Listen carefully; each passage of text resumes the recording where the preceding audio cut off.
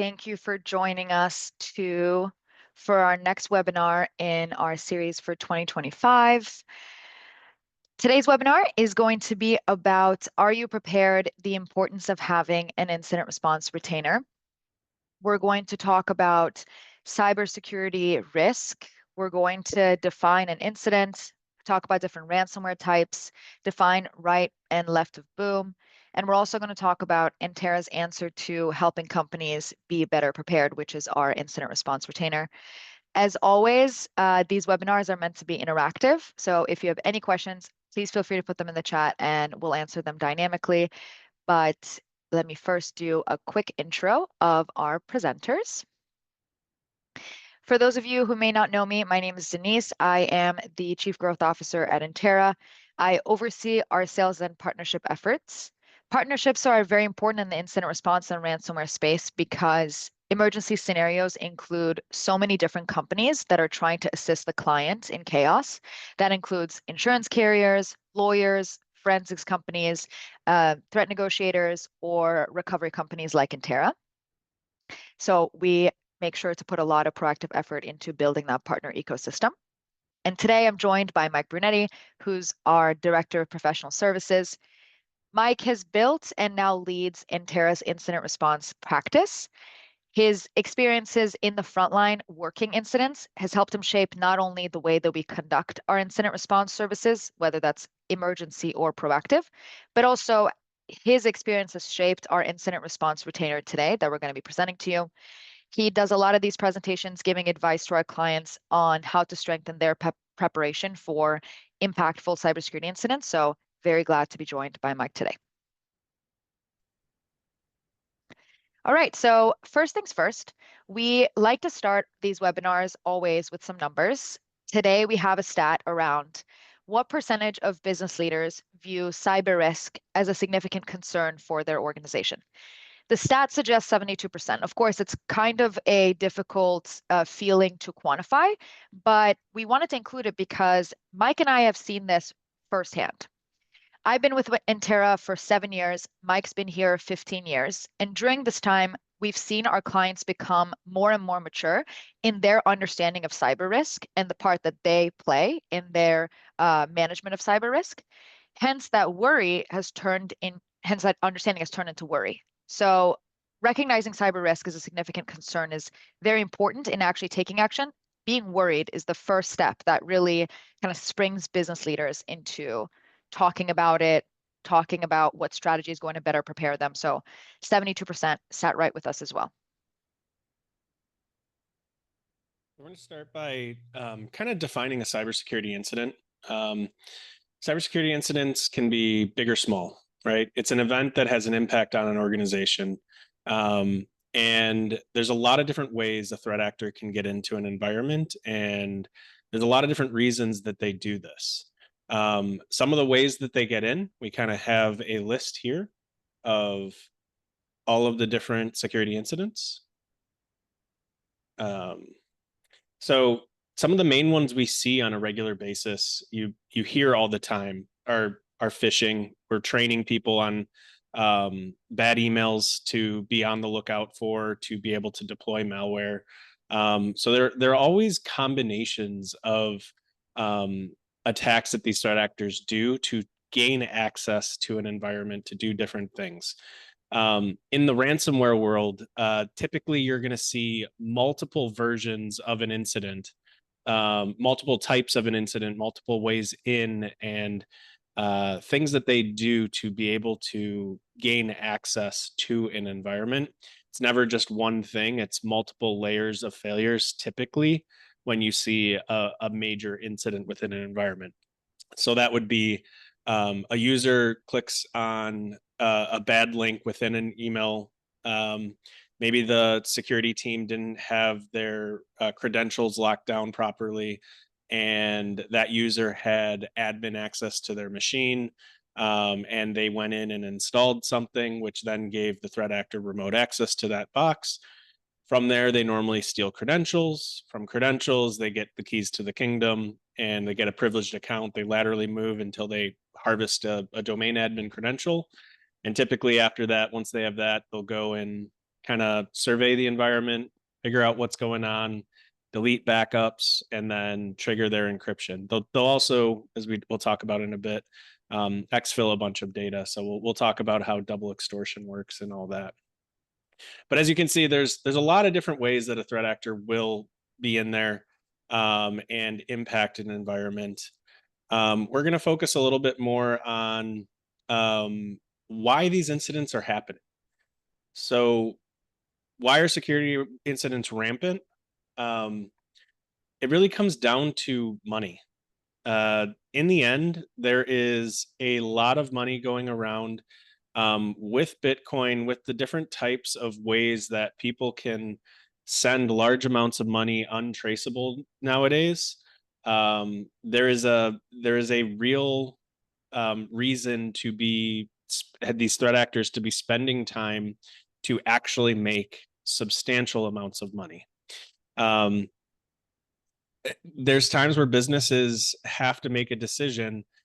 Do I value my entire IT infrastructure more than $1 million? Does it make sense to pay $1 million ransom to get my IT infrastructure back? Or is it going to cost me $2, $3, $4, $5 million to rebuild it from scratch? Sometimes the data isn't able to be rebuilt. It's lost, it's encrypted. And the only option forward is to pay that ransom to get that decryptor to unlock your data, your information, your personal information, your sensitive information about your business, right? Like all of that proprietary stuff that you do day in, day out, these threat actors lock it up. The other thing they do is double extortion. So there's two different ways that they have found to be fairly lucrative to be able to extort you for money. One, like we just talked about, is to encrypt your data, to lock it with a key that only they have. Encrypt your virtual machines, encrypt your file shares, encrypt everything on your infrastructure so that you can't access it unless you talk to them and get a decryptor. This has the requirement of, if you have backups, they would have to kind of delete those backups and impact them, or else you could just restore your data. So typically they'll spend a fair amount of time within your environment, delete these backups or break them enough where it's easier to get the decryptor and more cost effective to be able to get the environment back up by getting the decryptor.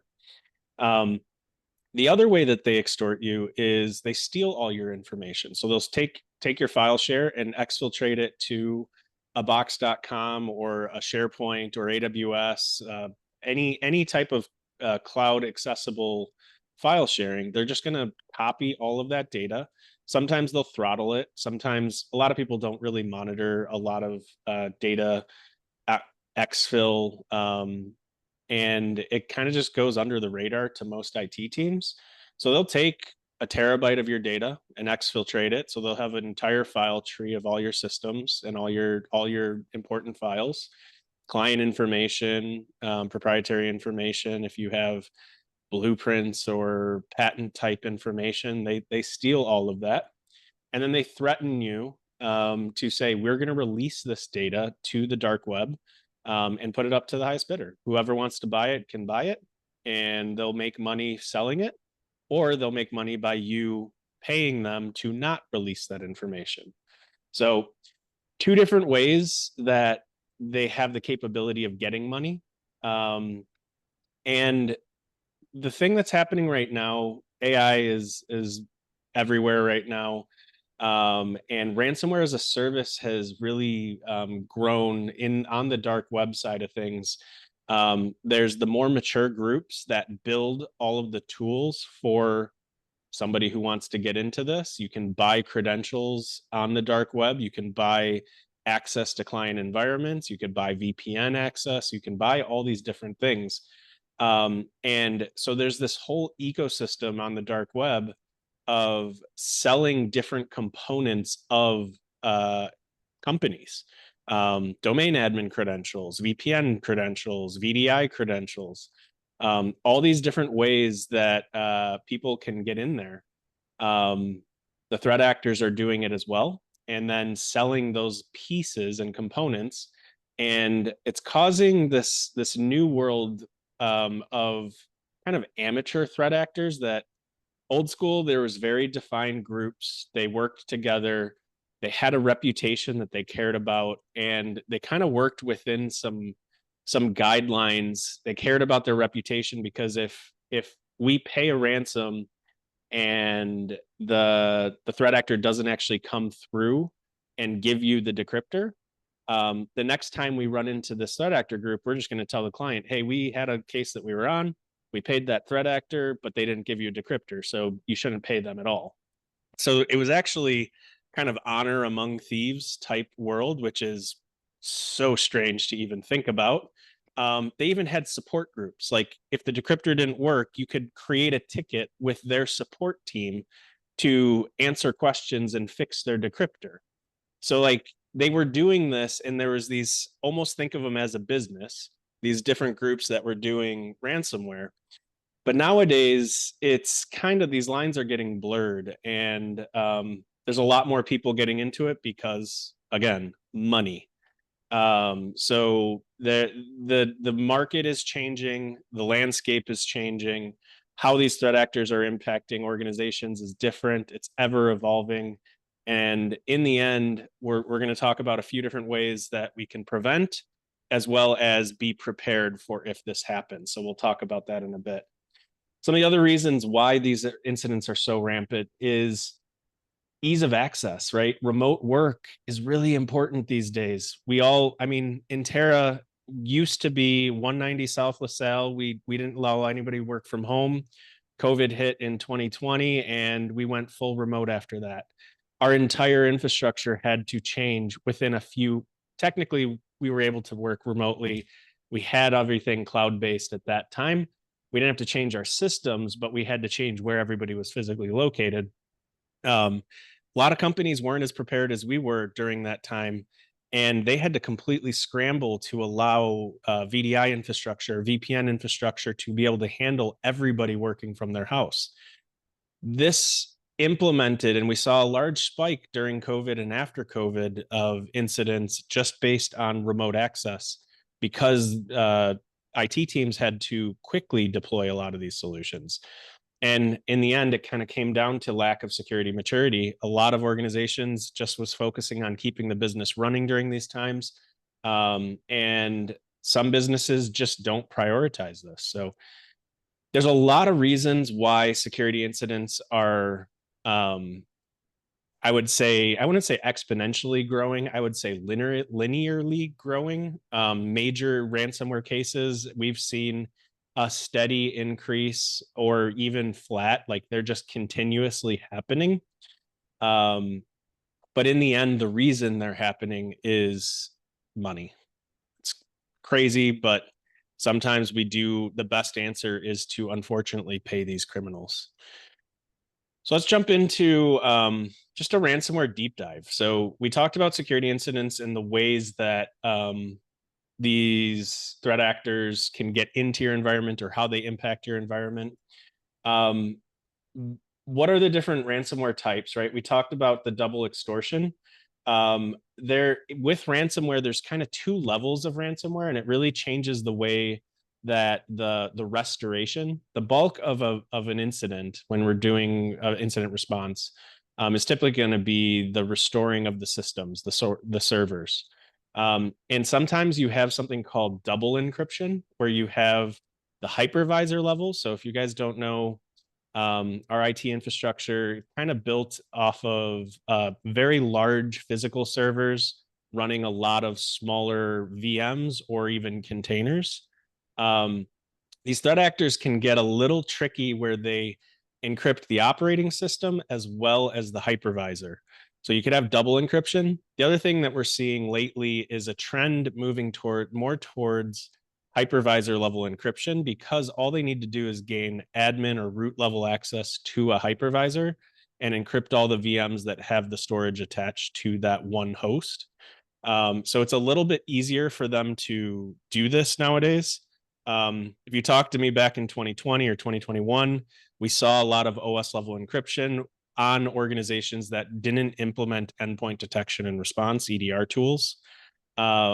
nowadays, I feel like the majority of organizations have EDR and proper MDR deployed because of how rampant this has been over the course of the last 5, 7, 10 years. But with that, the hypervisors do not allow you to install, for the most part, the VMware infrastructure does not allow you to install an EDR tool on there. So there's, once you have access, you kind of have free reign of that environment. There are many things that we can do to harden and protect your VMware infrastructure or your Hyper-V infrastructure, but these are the things that the threat actors are exploiting the most right now. Probably in the last 2-3 years, this is what we're seeing the most. But double encryption, that's the hypervisor and the OS, and double extortion, where you're encrypting and also exfilling the data. So let's move on. So you have the incident, and there's kind of two different sides of an incident. You have the, what we call in the industry, left of boom and right of boom. The left of boom is the proactive side. This is where we're trying to prevent the incident from happening.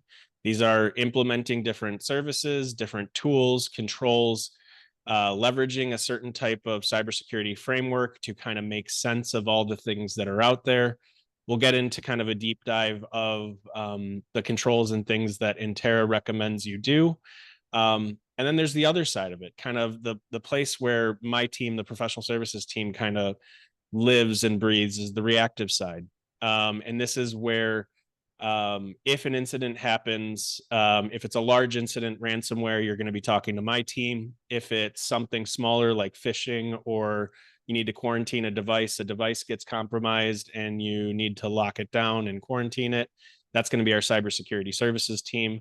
So there's different things right of boom, right? Every incident can be small, every incident could be big. But we're going to kind of do a deep dive into some of the things that you can do from the right of boom side and steps that we would recommend you take if you have a large incident. So let's move on to the next slide. The first steps when you have a large incident, or when you have any incident, right, is to investigate it, have your team identify what's going on, have a severity and classification system to understand, are we in overhead? Do we need help? We're going to talk about an incident response plan. Activate your incident response plan. This is where you have defined processes and procedures to know what to do if it's a small incident or a large incident. When you're talking about, let's say this is a large incident and you find that there's README files and encryption and your servers all went offline, this is where you start needing to be thinking about bringing in an expert, bring in different vendors that are required, that do this day in, day out, to be able to do these next few steps. Because once you know that this is a large scale ransomware incident, you got to contain the threat actor, get them out of there. So how do we do containment?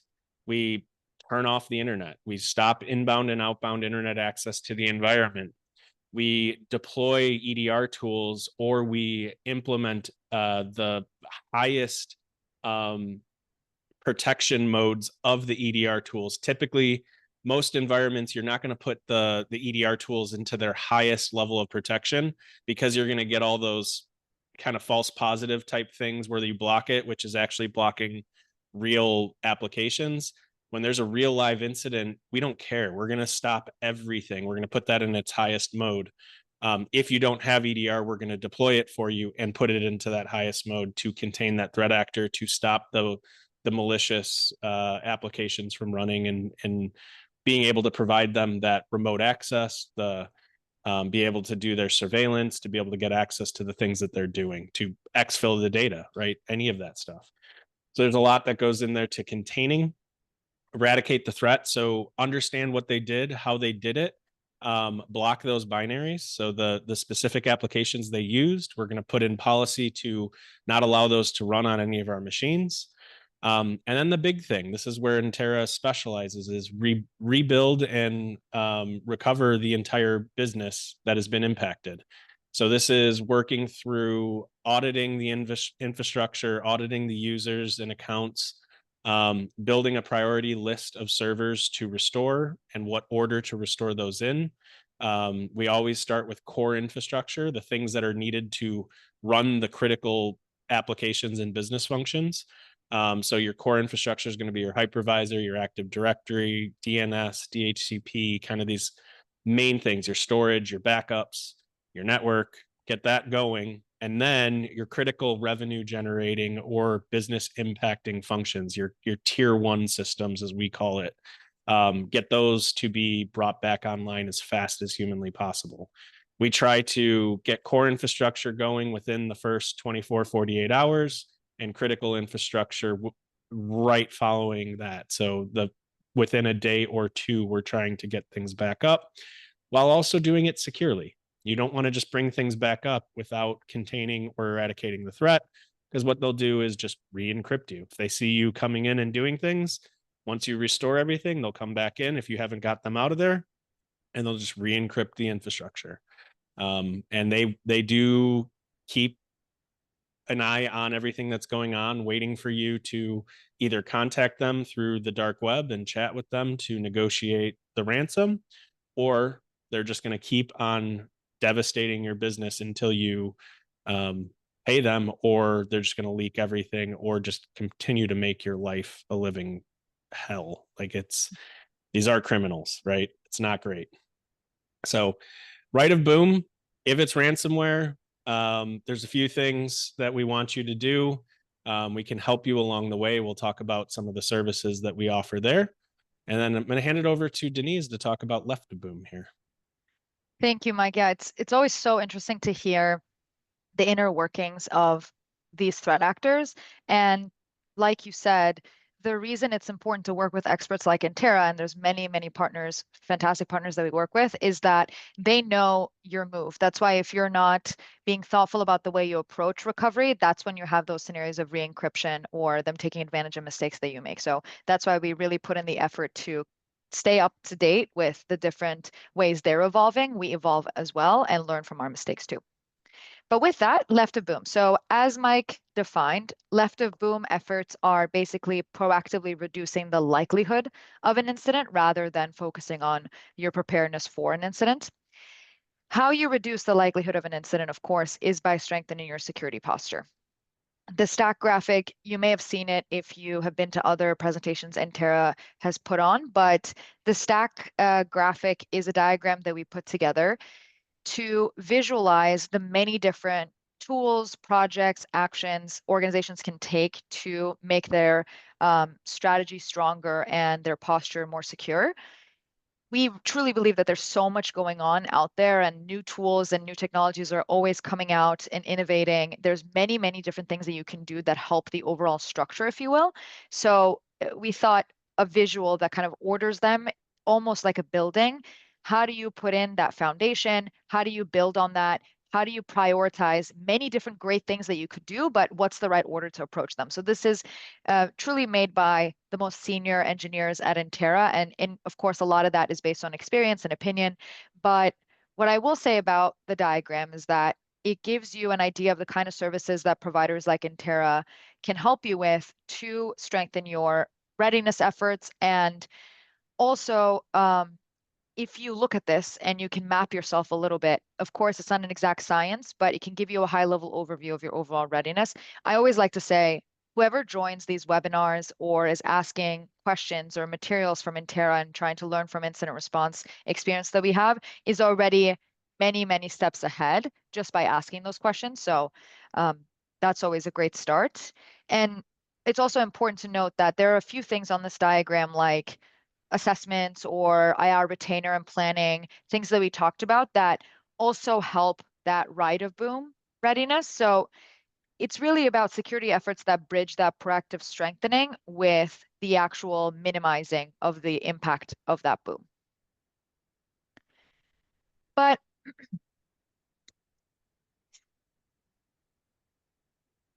in the next section, let me talk a little bit about Intera and our past. So if you're listening to us now, you probably know that we've been around since 2001, and we started off specializing in managed IT services. But over the last 24 years, nearly 25 years, we have been serving financial services industry, the legal industry, and many other highly regulated industries who have cyber risk top of mind.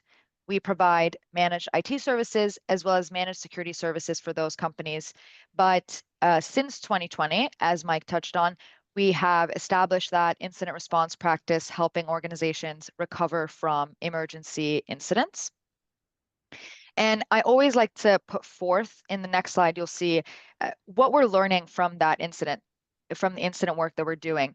So Intera has years and years of incident response experience, but we want to not only give that to expertise to the clients that we're helping through emergency scenarios, but also back to the community. Like we have a frontline perspective to our own experience, and we're learning from that and we're sharing that. We're asking the same questions to our partners. We're going back and talk to our managed clients, which are clients that are dealing with a completely different team, telling them what we learned from, 190,000 hours of this work that Mike's team is doing with 60 people there.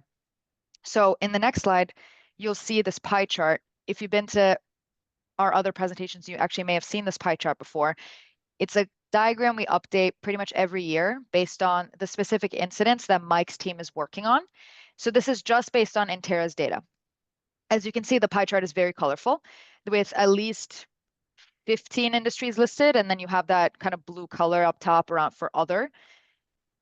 There's a lot that you can take from this diagram, but I like to call out two things. One is healthcare and education get a lot of the press of incident response, right? That's because obviously there's substantial impact on just the community that they serve when there is an incident there.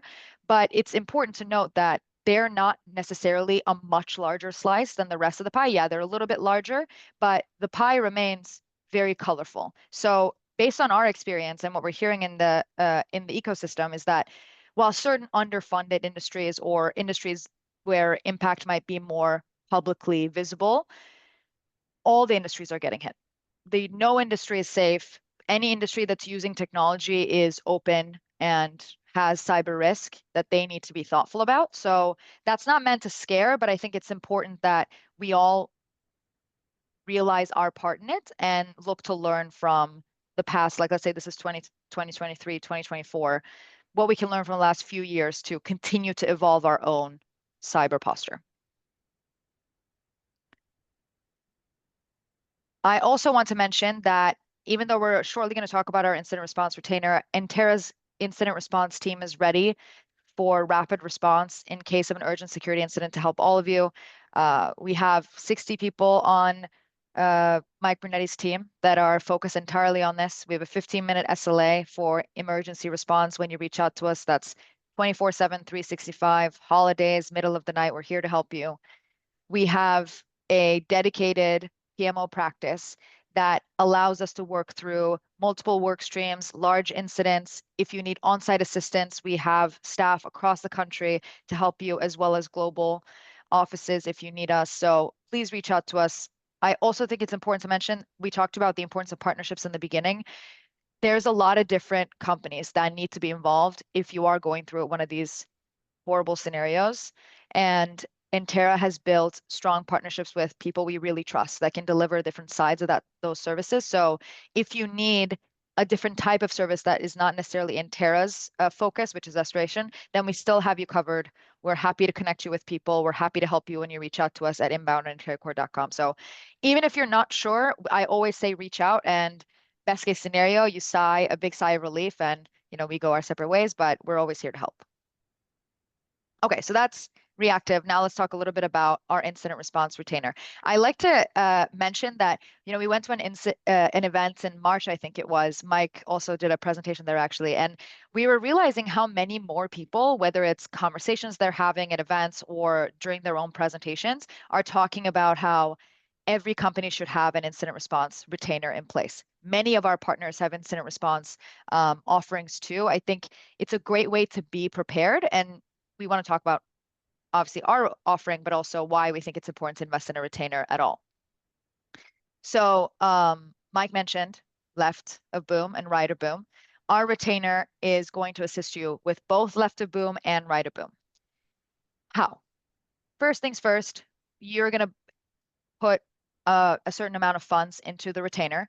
And a portion of those funds are going to be used for readiness services. These are annual tasks that Intera conducts to prepare you for an incident. I'm going to go into those shortly. But then after that initial portion of funds are removed for readiness, you have all the rest of the funds in your retainer to use for proactive efforts or for reactive efforts.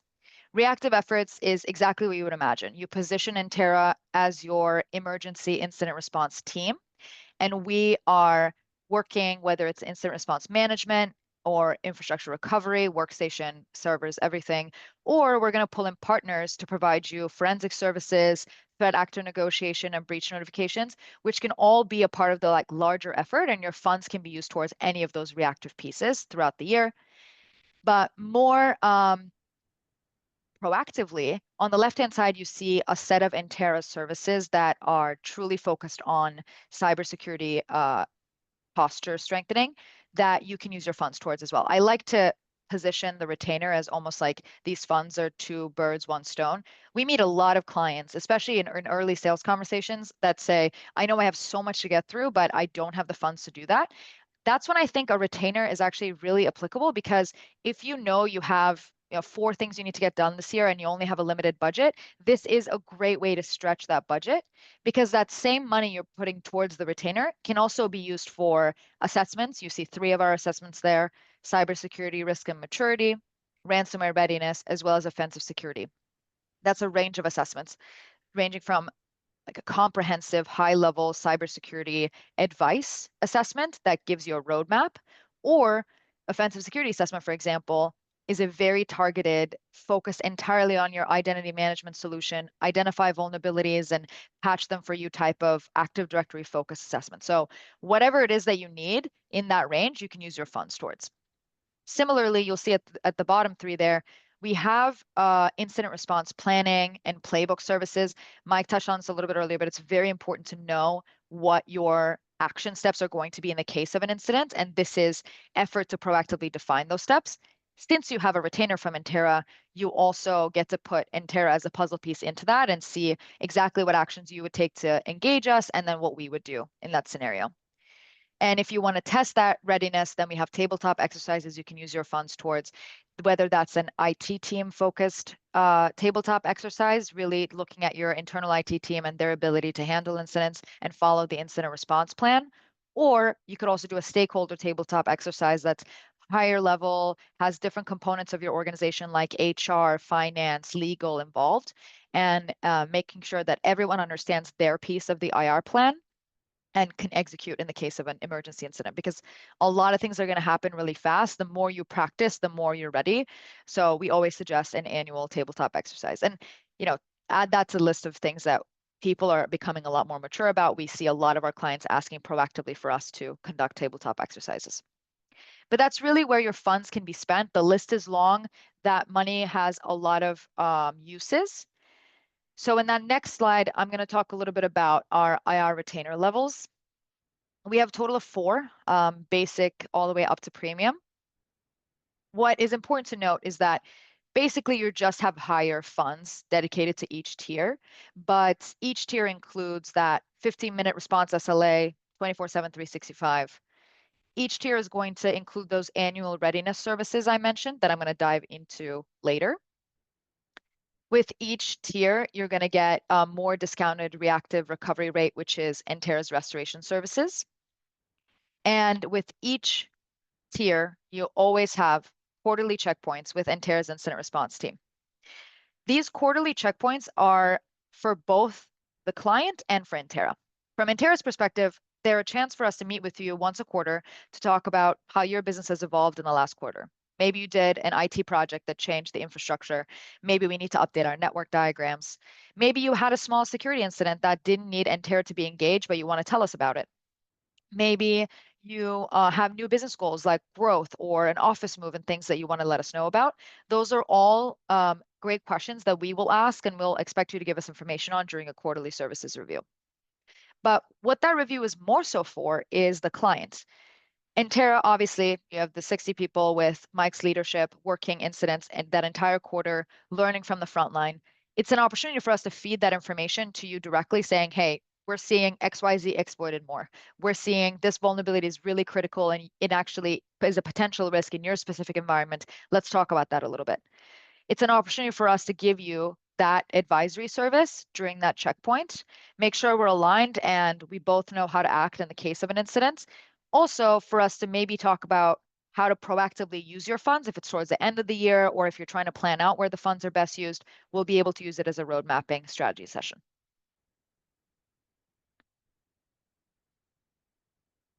Now, I mentioned a couple times that there are annual readiness services included in your retainer service. So what that looks like is this. We call this readiness services because annually we're doing this over and over.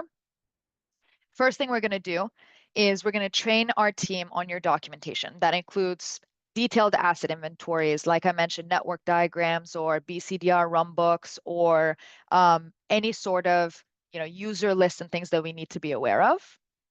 Similarly, we're also going to ask about insurance policies, understand your coverage. We're going to actually take it a step further than that. We're going to get Entera written into your insurance policy. So we are very explicitly defined as the team that would help you in the case of an incident. We're also going to learn about any past security incidents that you have had, big or small. It was a scare, nothing actually happened. We want to know what security incidents you have had so we can learn from them and give you advice based on that. We're also going to establish proactive access to your environment using Entera's appliance and credentials. What that really means is that we're going to get proactive access into your environment and then turn off that access and turn it back on in the case of an emergency incident.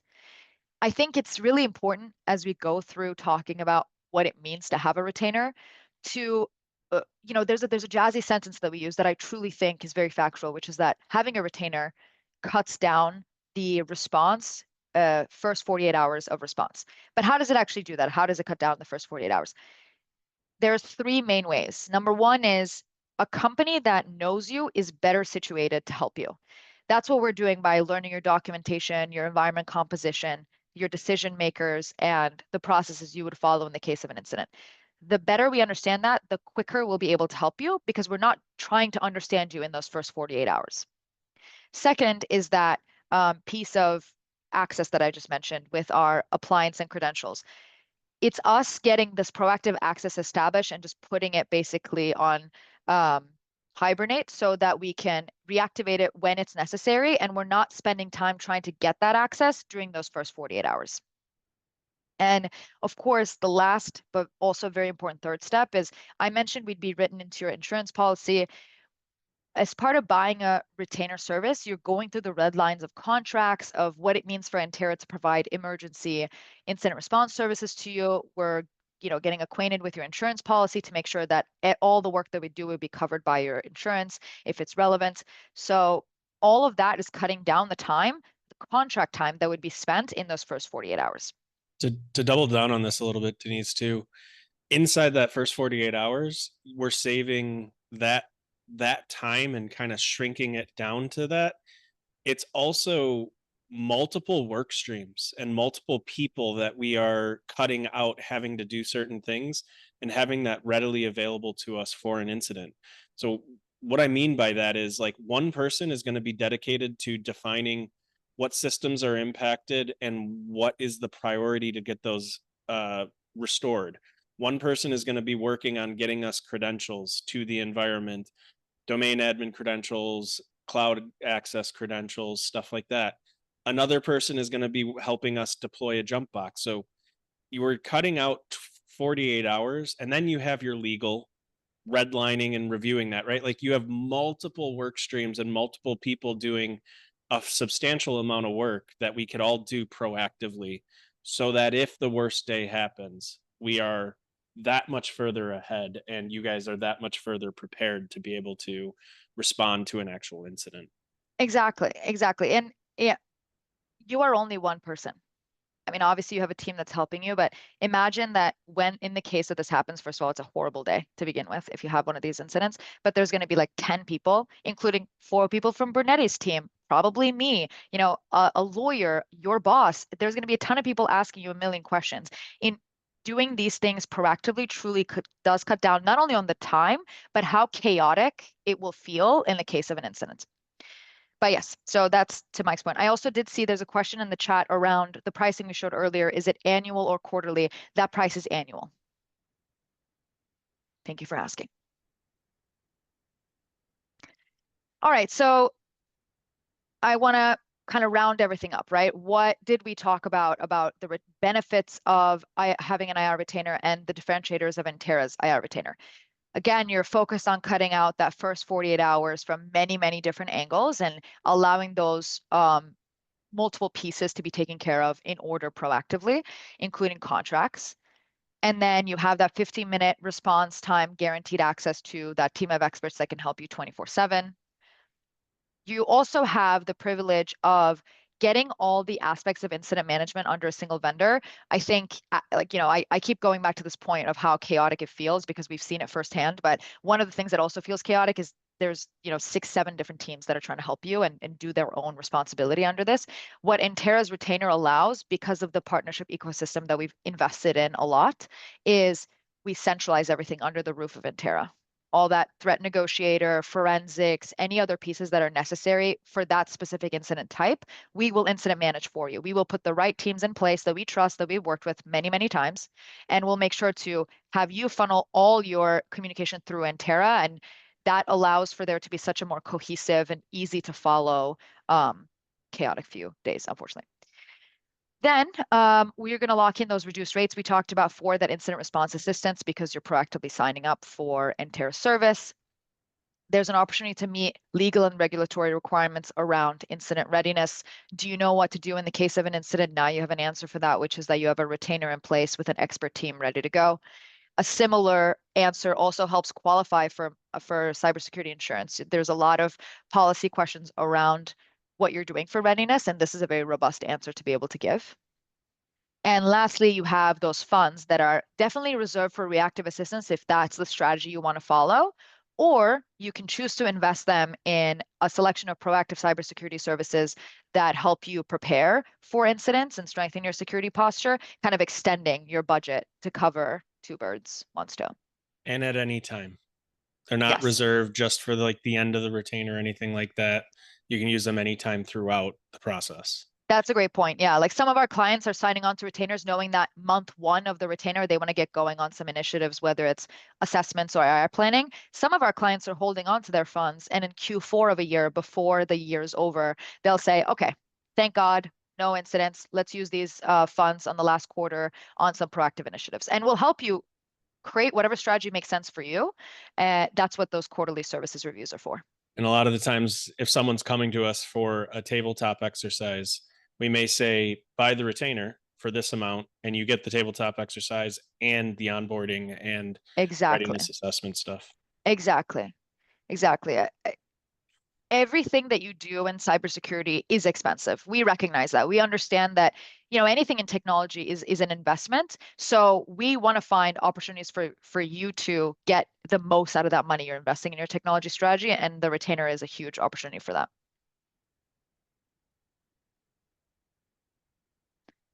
All right. So we sold you guys on this, right? You bought the IR retainer, bought the premium. Credit card information what in does the this chat, look please. for you, right?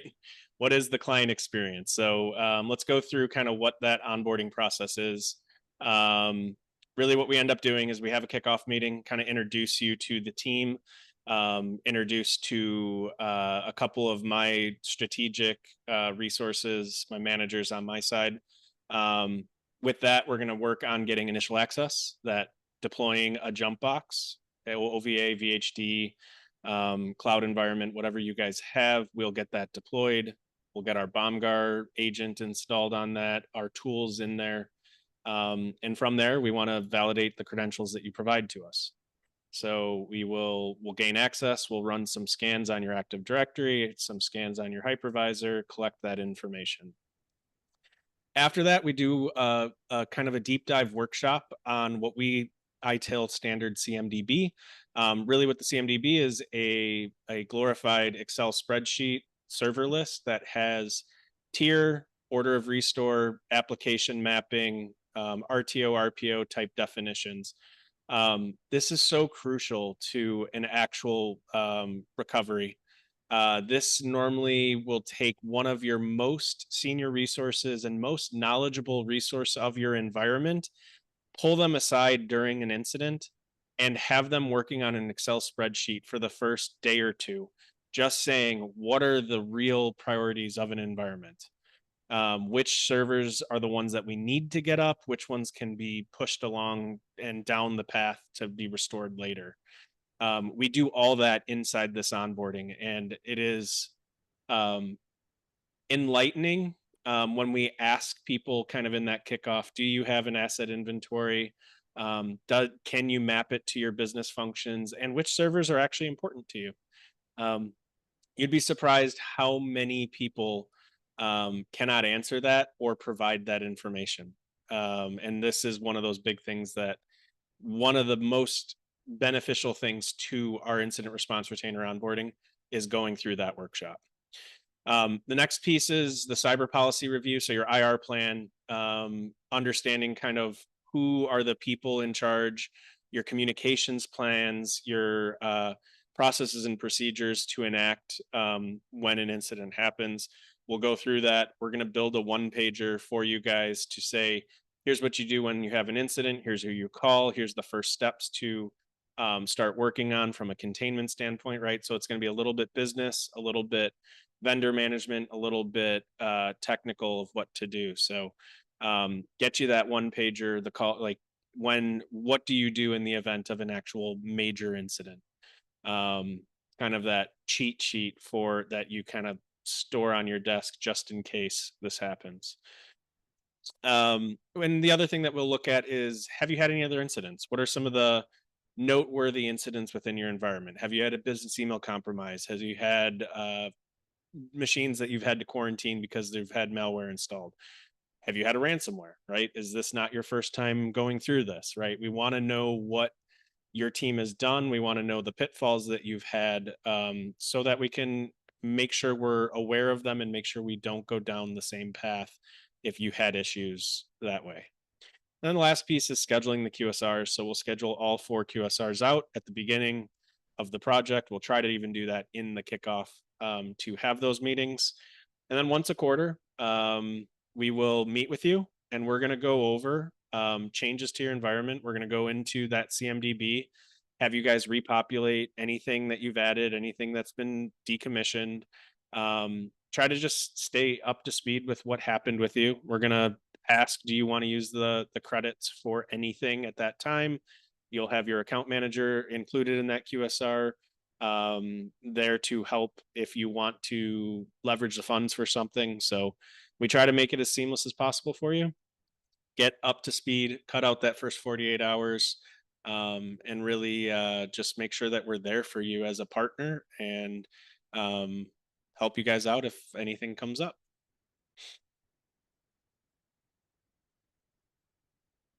Next slide.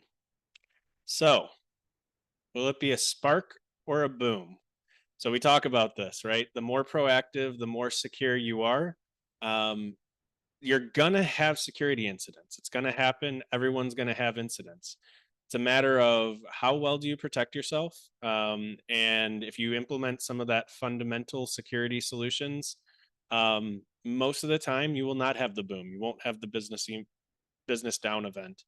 But there are some key things that you need to do and implement to do that. We're here to help with that, guide you, instruct you, provide the knowledge that we know. We do not want people to be talking to me on the incident response side. We want you to be talking to Denise and the proactive resources in our cybersecurity team. We are here to try to turn as many clients into managed clients. Luckily, we've never had a managed client move to the incident response side of the organization. All of our work on the incident response side comes from insurance claims and different partnerships that we have. So working with us, we can have this proven track record to help secure you and make sure that it is a spark and not a boom. I think. All right, we're just gonna leave up the emergency contact for Intera, which is inbound@intercore.com. You can also fill out a emergency incident response form on our website that says, please help. So that's how you can reach us. But I also want to answer some frequent questions that we get around retainers. Number one being, based on what you've seen, what size or type of organization benefits most from a retainer? I think this will not come as a surprise based on the content that we've covered today about how all industries are impacted. We've seen many different sizes of organizations hit throughout the incident response journey. We've seen 5-person family offices. We've seen really large organizations where there's thousands and thousands of employees that need password resets as part of recovery efforts. So, of course, the smallest retainer we have is 7,500. The largest we have is 30 grand. That money means something completely different in the SMB space versus enterprise. But if you are being proactive about your readiness, then you are eligible and encouraged to do a retainer. To Mike's point, it's a way to, like, everyone needs a tabletop exercise. Everyone needs an IR plan, regardless of size and industry, because it's all about saying, like, do you know if you're ready? That may look different for each industry. That may look different for the size of organizations, but at the end of the day, the answer is in readiness. So I know it's kind of a cheesy answer to give, but the answer is everyone is encouraged to have retainers. I will say that in my experience, if you are an organization where different people are in charge of different departments and each department has their own technologies, that may mean that you're working in silos unaware of how these technologies may link together, simply because that's not your job, right? So I in my personal belief, think those are the companies that have to certainly do this exercise, because there's a lot of, like, that wasn't my jurisdiction when it comes to the case of an actual incident. Mike, do you want to take a stab at how do you demonstrate ROI for an IR retainer to a leadership or a board? Absolutely. So one of the biggest things is to go through and talk about how you can cut out that first 48 hours. You're spending some of these funds to be prepared for the worst day. And some of the things that you can ask is, when was the last time we tested our incident response plan? And typically then it's going to be talking about tabletop exercise. But if you haven't really tested, don't you want to know all the things that you should be doing and prepare for when an incident actually happens within your environment? So there's a lot of different things that you can bring value here. You can prove to your board and your organization that by moving forward with an IR retainer, we are better prepared for an incident. And the thing is, not all funds should be going just to uh, prevent, because everyone is going to be hit at some point. And this is where you really need to prepare for when something happens.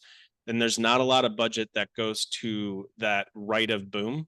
So this is something that you could differentiate kind of what you're presenting to your board, and differentiating yourself by preparing for when something happens, right? It's making sure that you have all those T's crossed and I's dotted, to make sure that you guys are as mature as you can in the cybersecurity space and be ready for just in case, right? And you're able to still use those funds for proactive services while also helping move your reactive services forward as well.